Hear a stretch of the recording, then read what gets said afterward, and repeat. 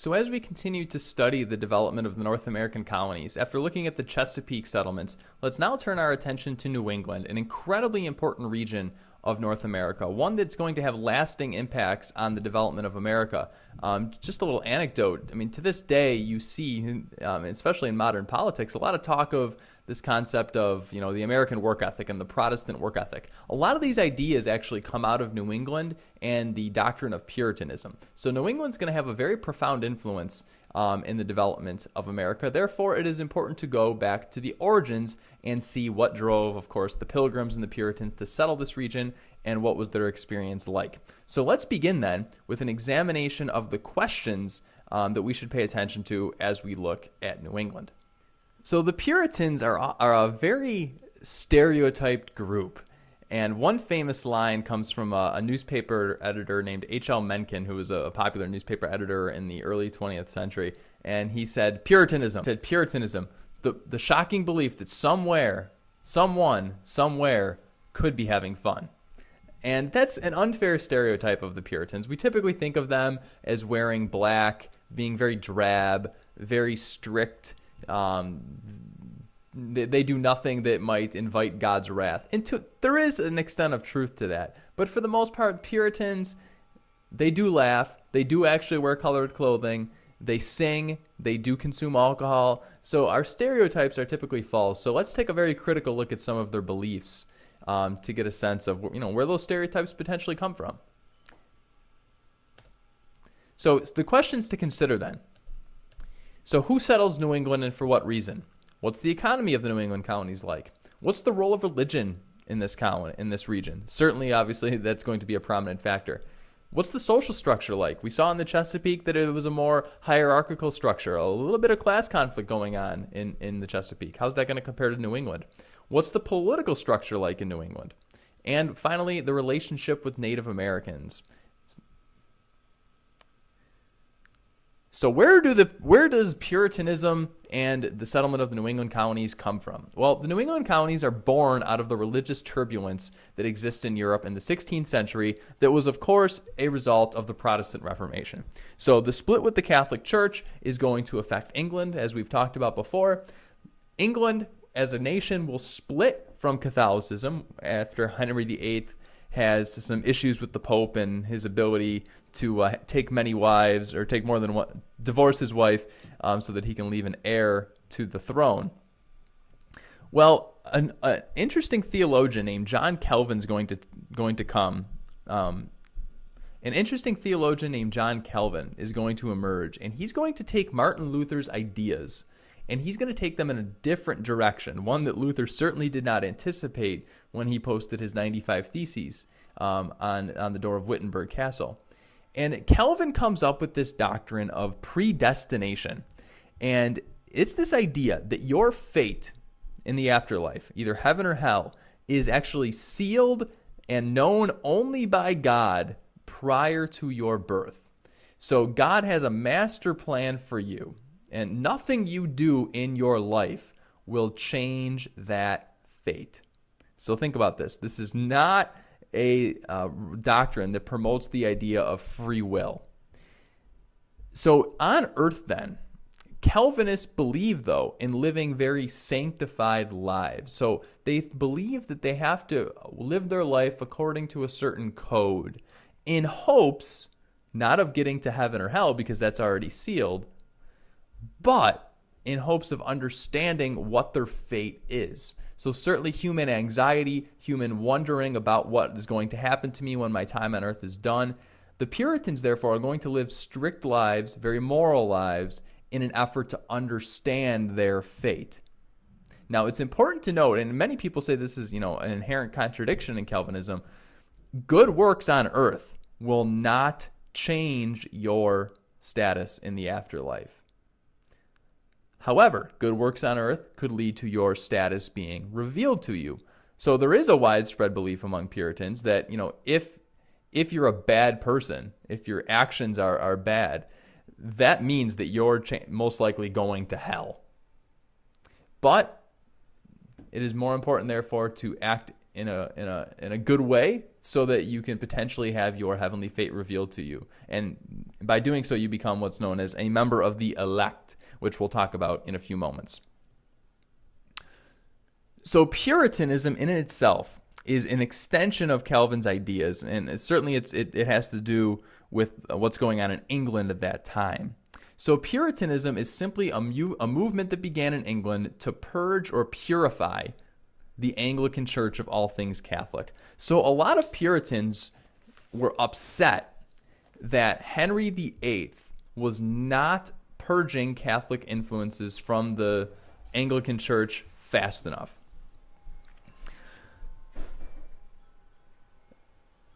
So, for instance, they were very upset with the rituals of the Catholic Church. So even though Henry VIII had split and you have the Anglican Church now, Anglican Church to the Puritans just looked like Catholicism light.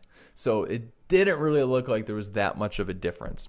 And as believers in the doctrines of John Calvin and this theory of predestination, the Puritans wanted to take the Anglican Church in a completely different direction. Now, we have to be very careful about one thing with the Puritans. Puritanism is an ideology.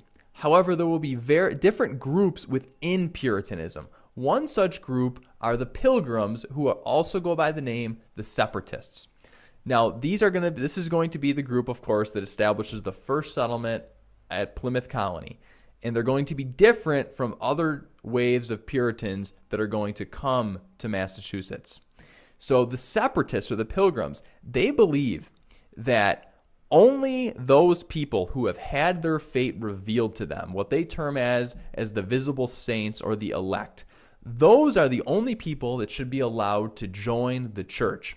And the Separatists have this idea, have this belief that, if I'm going to heaven, if my fate's been revealed to me, why am I sitting next to someone in the pew who is going to hell, or who has not had their fate revealed to them?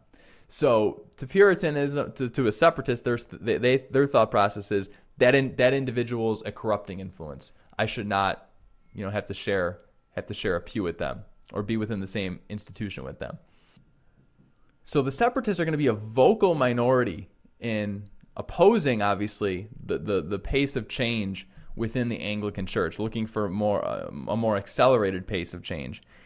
Now, to James I, the monarch in the early 1600s, this is a direct threat to his authority. As the head of the Anglican Church, James is looking at these Separatists and saying, if they are opposing me as the religious leader, what's to stop them from opposing me as a political leader? So, because of this, they begin to persecute the Separatists, and that's going to cause the Separatists to flee England. Now, when they flee England, they don't make for Massachusetts right away. They actually go to Holland. But the Separatists or the Pilgrims find themselves very unhappy with Dutch culture. They're actually afraid that their children are going to be Dutchified and kind of lose sense of their English culture and potentially be corrupted by the liberal Dutch culture. And so what they end up doing is they end up negotiating with the Virginia Company, and they initially are going to be landing in Jamestown to create a settlement in the New World. So on a ship called the Mayflower, which we probably remember, 102 passengers, a lot of whom are not Puritans, who are going to Jamestown just for economic reasons, much like, potentially indentured servants would, they end up landing not in Jamestown, but in Massachusetts. And there's dispute over what happens on that boat, whether that was intentional or whether they simply lost their way and ended up in Massachusetts. Well, when they get to Massachusetts, they're technically squatters. They have no authority to the land. The charter that they received from the Virginia Company does not give them the right to the land in Massachusetts. So when they get there, they have no governing body, no legal authority. So the Pilgrims, they draft what's known famously as the Mayflower Compact. So this is a document where all the passengers on board say, we're going to agree to live under laws of common consent. So 102 people are signing their names and saying, we will work together, create our own laws, and be bound by those laws. So it's seen as one of the first steps towards self-government or democracy in the American colonies. Now, certainly it's not, like we talked about with the House of Burgesses, it's not fully democratic. Not everyone has voting rights. Not everyone has equal say. but it certainly is a step in that direction. So the colony that gets established by the separatists, or also known as the Pilgrims, is Plymouth Colony. So much like the settlers at Jamestown, they experience a crucible. So only 44 out of those 102 passengers will survive the first winter. However, the next autumn, they will experience a bountiful harvest, and cooperation between the Pilgrims and the Native Americans, the Narragansett of that region, will lead them to celebrate the first Thanksgiving, which of course we know gets stereotyped as children in elementary school and in popular culture. And we'll talk more about that meeting and that Thanksgiving later when we discuss New England relationship, the relationship of New England settlers with the tribes of that region. Over time, the economy of this region will strengthen, and it's going to be primarily based on fur, fish, and lumber. So an important thing to note about the New England economy, in contrast to the Chesapeake, you do not have widespread cash crop agriculture. So the economy tends to be more diverse. You can see here, it's based on a number of industries, not simply a crop like tobacco. And that's going to make the economy a little more stable, less up to the whims of tobacco prices on the world market. And so certainly how the economy of Plymouth and Massachusetts Bay and New England in general develop is going to have an impact on the social structure and potentially the political structure of that colony. And we'll explore that as we move through this lecture. So that is the separatists' experience then, the Pilgrims. The second group of Puritans that come to New England create what's called the Massachusetts Bay Colony. Now, who are these people? So these are a more moderate Puritans, and they secure a charter from the king to create what's called the Massachusetts Bay Colony. And note that they're coming about 10 years later than the Pilgrims.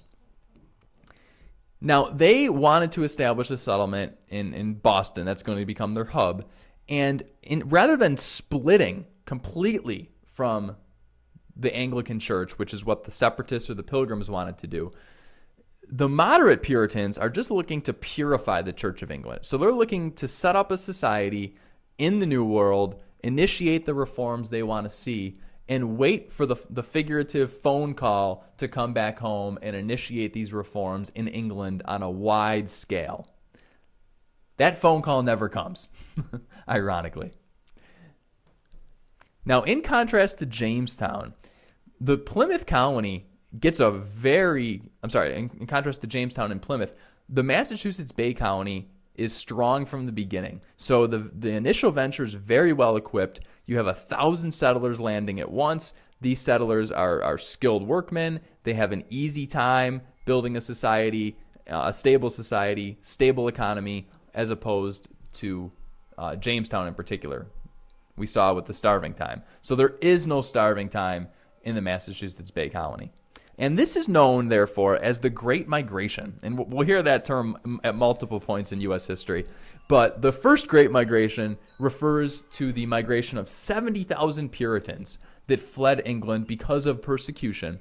And about 20,000 of them arrive in Massachusetts. Almost 50,000 of them actually go to the West Indies, which most people don't realize. So more Puritans are settling the West Indies than Massachusetts.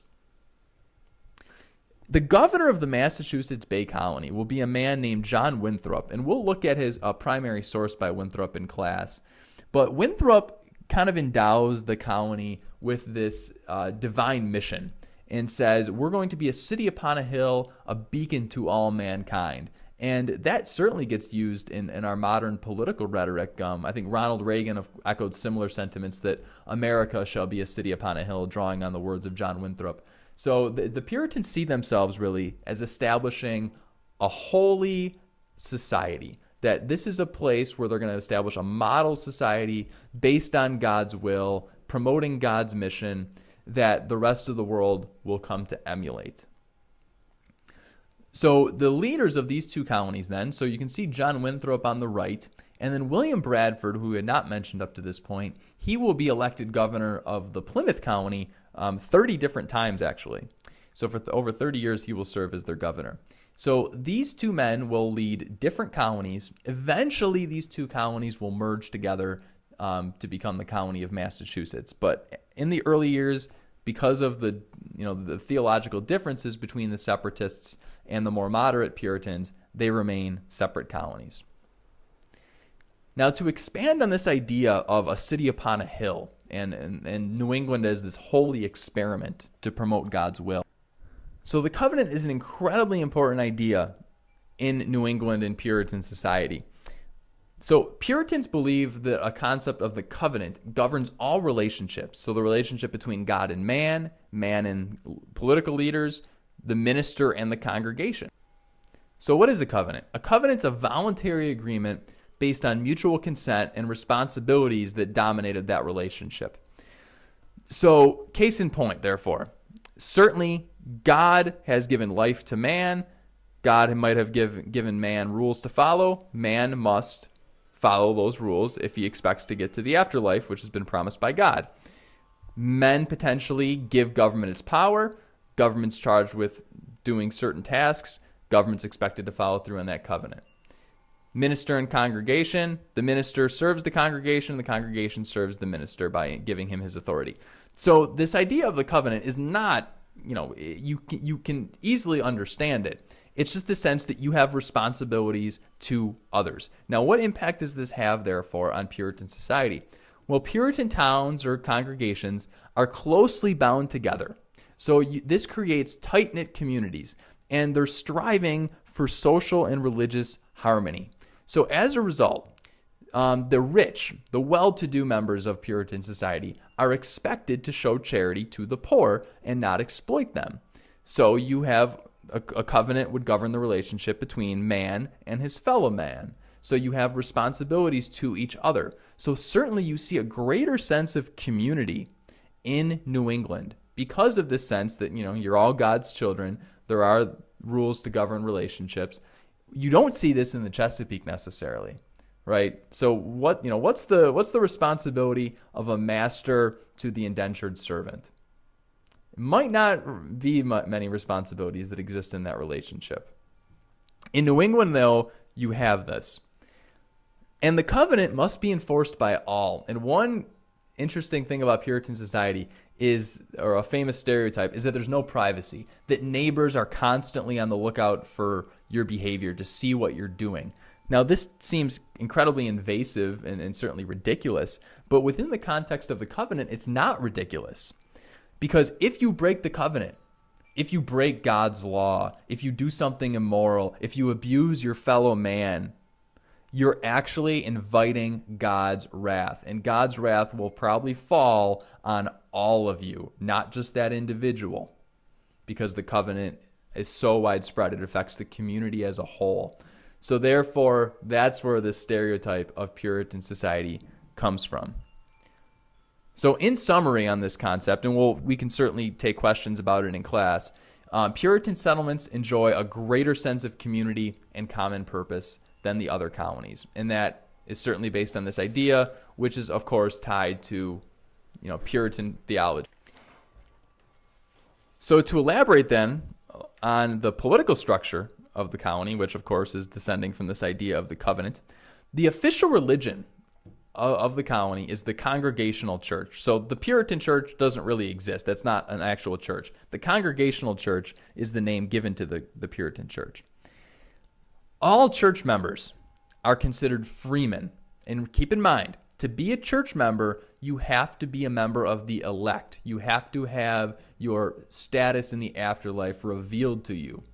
Those members are given the right to vote at the provincial level. So you could vote for John Winthrop for governor of the Massachusetts Bay Colony. What that means, though, is only 2/5 of members of Puritan society actually have the right to vote on the provincial level. On the town level, anyone who owns property, church member or not, has the right to vote. So that's certainly more widespread. And at the town level, New England society is famous for what's called the town meeting. And it's very famous form of practicing democracy. So literally, men in the town get together, issues are discussed, and they're voted on democratically.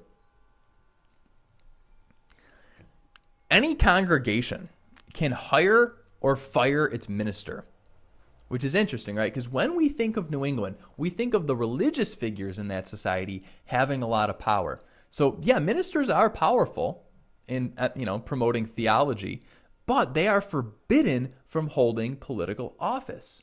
So this is an interesting point, right? Puritan New England is actually not a theocracy. They want a separation of church and state. Now that seems like a contradiction. So a society that's so obsessed with this covenant, a society so obsessed with God's law, how is it not a theocracy? Well, if you think about the Puritans, right? They had experienced persecution by a king. A king at that time in Europe is the political and religious authority. So in England, you don't have separation of church and state, and that led to Puritan persecution. So when they create this new structure in the New World, this new society, they're going to reform it to reflect, their past experience. So you do not have as much collusion between the ministers and political officials. They are not one and the same. Now, this does not mean, though, that you have freedom of religion. So certainly there was a religious influence in government. The religious official and the government official are not one and the same, but you do not have freedom of religion.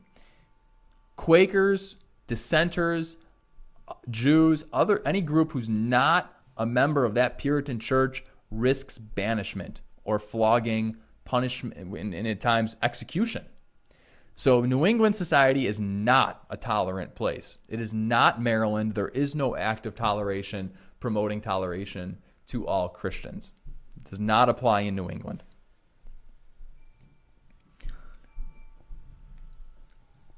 So despite these criticisms, potentially, of New England society, it is a very stable society. So you can see in this map here, how fast the population grows in New England. And really interesting, right? Look at the white population. Black population in New England is never significant. That implies that slavery never takes root in New England. It is legal in New England, but slavery is not used as a labor source. And when we discuss the economy of New England, we will certainly explain why. So this population growth is going to be good for New England society, certainly. It's going to certainly bolster the economy, but it's also going to create some issues.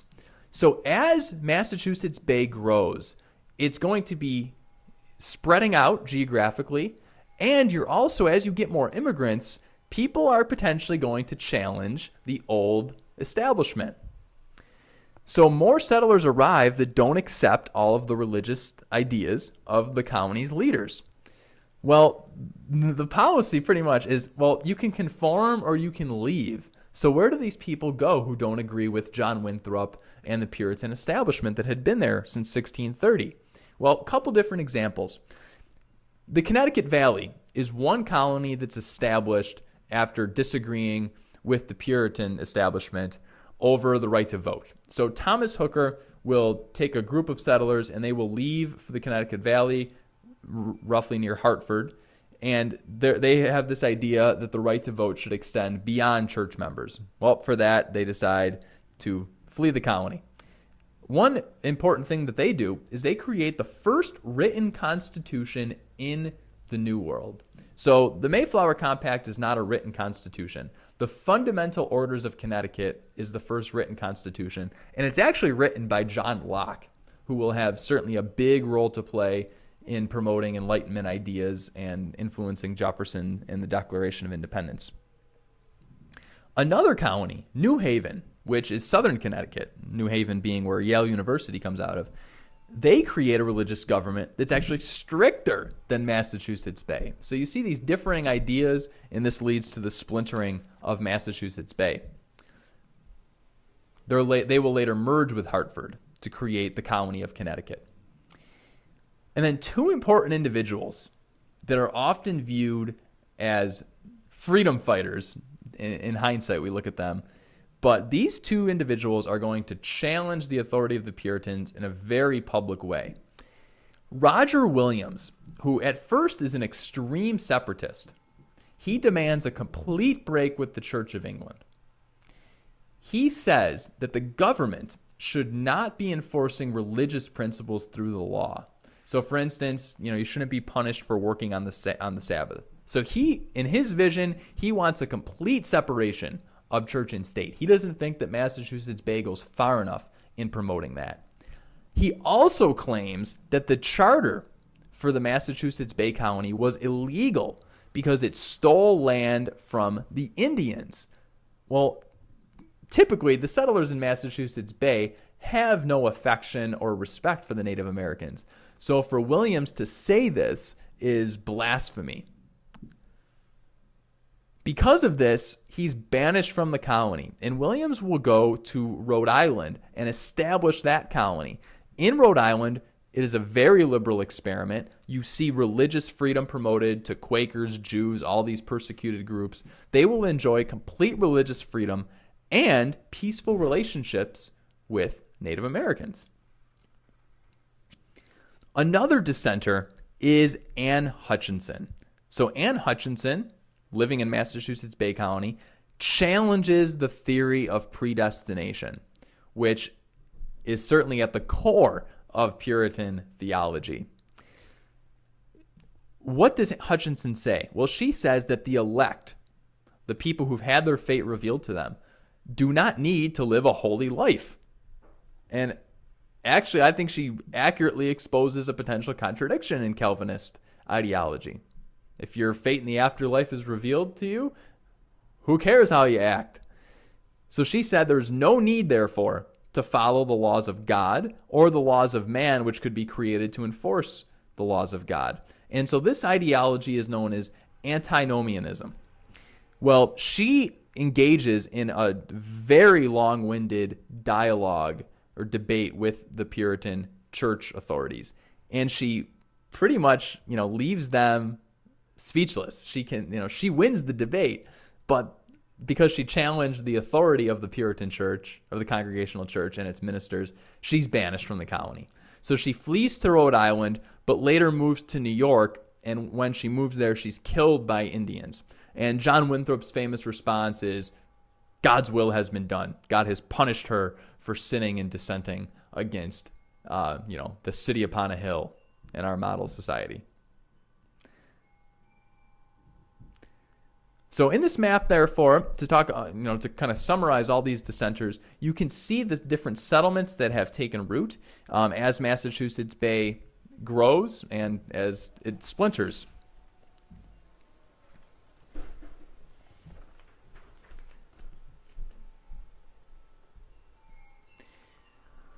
So let's talk about what it's like to live in this society. Well, New England settlers, for the most part, come over as families, not as simply, bachelor men. In the Chesapeake, you have young men coming over looking for economic opportunity, and they have nothing else. You see a big imbalance between the number of men and women in the Chesapeake. In New England, you have families, a very stable structure. A woman's full-time job is, of course, child rearing. So, women are not necessarily enjoying any additional rights in New England. The mortality rate in New England is lower than it is in the Chesapeake and England itself. So people are living longer. And what's contributing to this? Well, clean water, fresh water, and cooler temperatures help to limit the spread of disease. And this actually adds up to a decade or more to the lives of people living in New England. So again, this is also promoting a more stable society. And education is a huge priority for the Puritans. Towns of 50 families are actually required to provide a system of elementary education to the children of that town. And literacy is widespread as a result. And if you think about why is literacy such an important concept for the Puritans? Because of the Bible. You have to be able to read the Bible. This is in contrast to the southern colonies where education is not a priority. Certainly an indentured servant is not, given the resources to learn how to read or write. And consequently, religion is a lot less of a factor in that society. As New England society grows, therefore, and over time, as we walk through the 17th century, so the colonies have been established, but as it grows, a huge problem that's going to grip New England is this idea of declension. And think about the word declension. You see the word decline, the root of the word decline in there.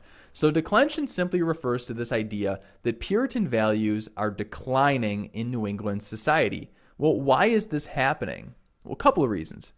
First, children did not choose to be Puritans. Their parents chose to be Puritans, and the children were just obviously born into it. Well, as children grow up, as you probably know, they tend to challenge their parents' authority. They wanted their own way of doing things. They want to carve their own path in life. So what the Puritan leaders find is that there's fewer and fewer devout members of the Puritan church. Children are not as devout as their parents.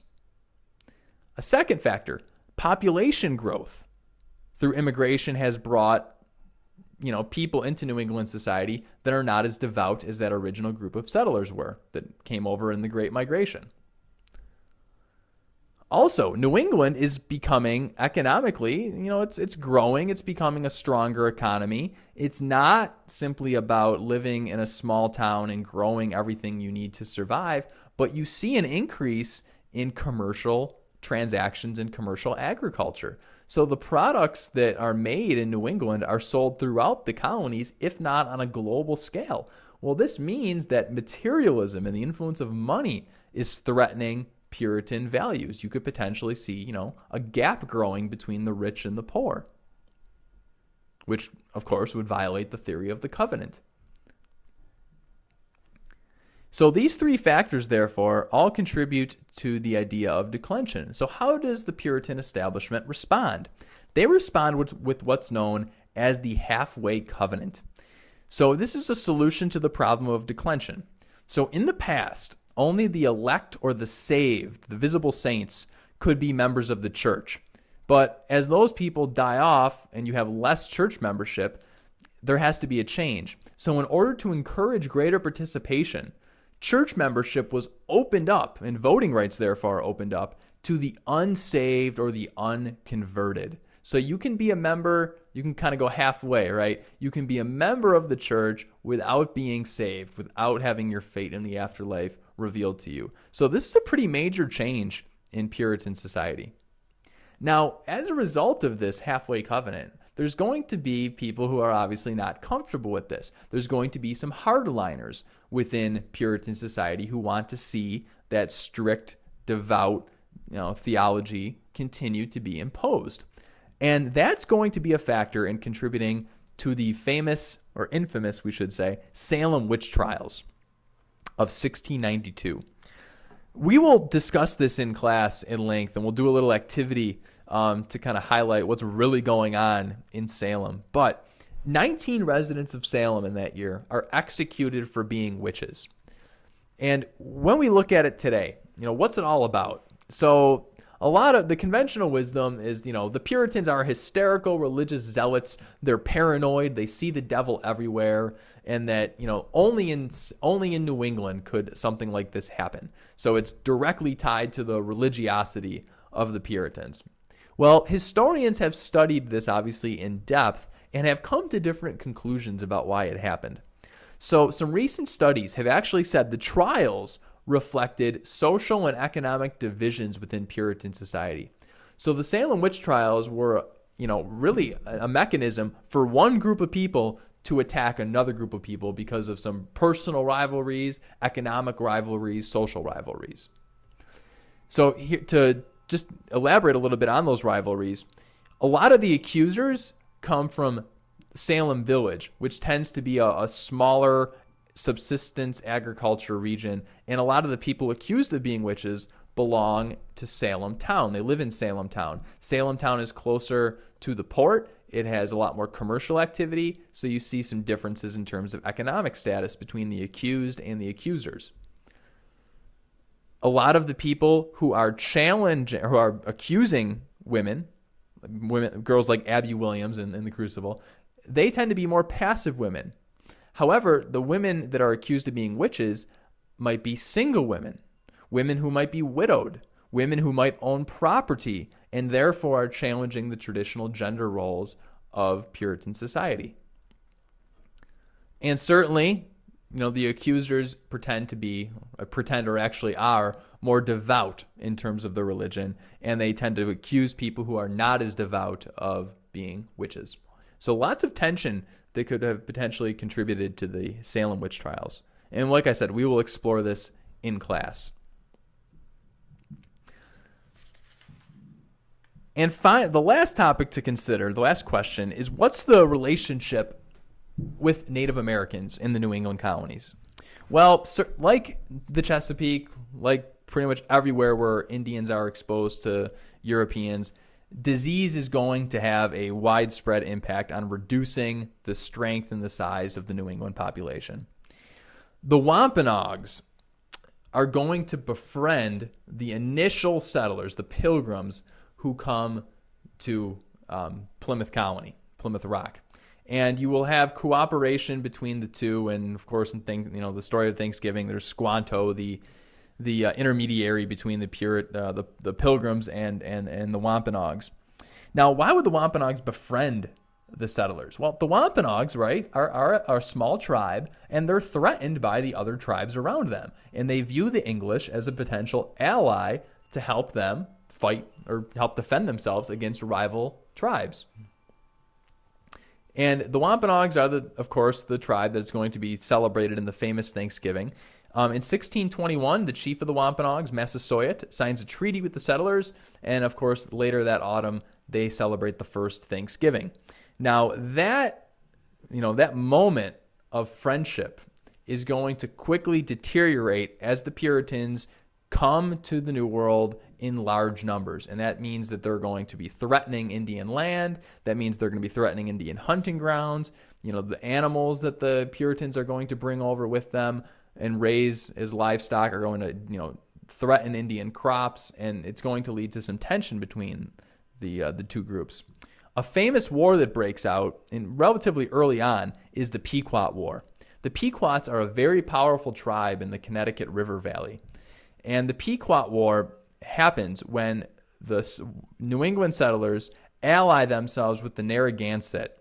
So they much like the Wampanoags befriended the Puritans thinking that they could be allies, the Narragansett are nervous about other tribes, and they ally with the New England settlers to attack the Pequots, who are, of course, very strong.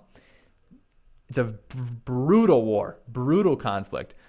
Puritans, despite their religiosity, set fire to homes, they kill women and children, and they shoot fleeing survivors in the back to try to literally exterminate them so that they can take their land and promote, in their eyes, God's will. The Pequot tribe is virtually annihilated. And to this day, very few Pequots, true blood Pequots, actually remain. The Pequot War is followed up in about 30 years later by King Philip's War. And King Philip's War is kind of the last gasp of the New England Indians to resist white settlement. So Massasoit, who we talked about at the first Thanksgiving, he has passed on, but his son, named Metacom, who the New England settlers refer to him as King Philip, Metacom will try to unite the tribes of the New England region together to defend themselves and, if necessary, launch an attack on New England settlers if their land is threatened.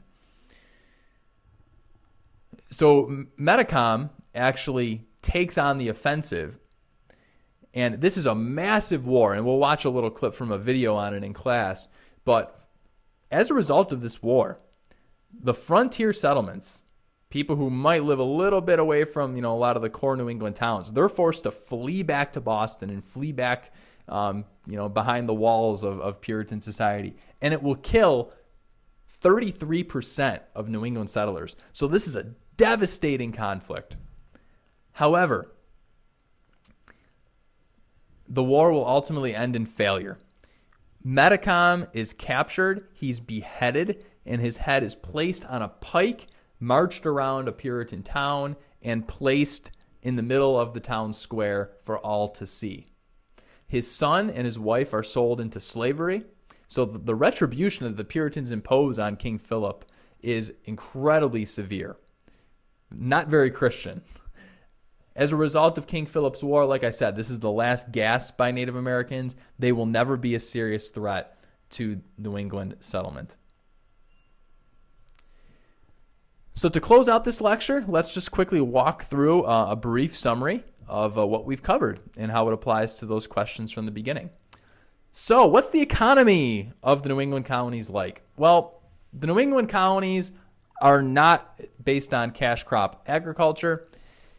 It is a group of small villages based primarily on subsistence agriculture and limited commercial agriculture. So you might sell a little bit of what you grow. Slavery does exist, but it's not profitable in the New England climate. So you see, predominantly white labor taking place in New England. Because of the type of economy, this is not an economy where you're going to be getting filthy rich. You see a greater sense of egalitarianism, also known as equality.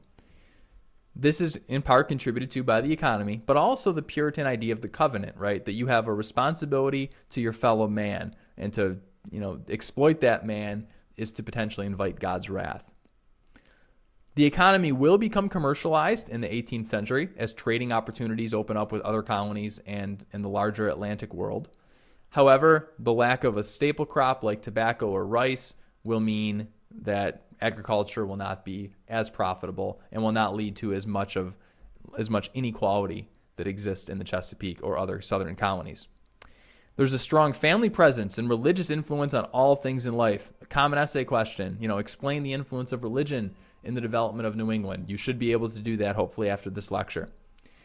Widespread land ownership, political participation, and literacy rates, all a consequence, right, of the type of economy, of the governing structure that's set up, and certainly all these factors are influenced by religion. Overall, a settler in New England enjoys a higher quality of life than in England or in the Chesapeake. So despite the stereotypes of Puritanism, it actually is not a bad place to live. Certainly you can live a higher quality of life than what you were potentially living as an unemployed member of society in London. So we will leave you just with two quick visuals. This is a map simply showing the development of a New England town. You can see the different village, the setup of the village, the small land ownership, right? You don't have massive plantations. The meeting house is located in the center of town, so a more communal atmosphere bringing people together. Contrast this with the map we looked at of the Chesapeake, where society spread out because of the influence of plantation agriculture. And a population comparison. So New England, very significant population growth due to immigration and just a healthier climate. And you can see in that little bar graph, certainly a longer life expectancy in New England. So these are just some various ways that New England County contrasts with the Chesapeake. And we will add to it in the next lecture by looking at a series of colonies known as the Restoration colonies. So with that, we leave you with good night and good luck.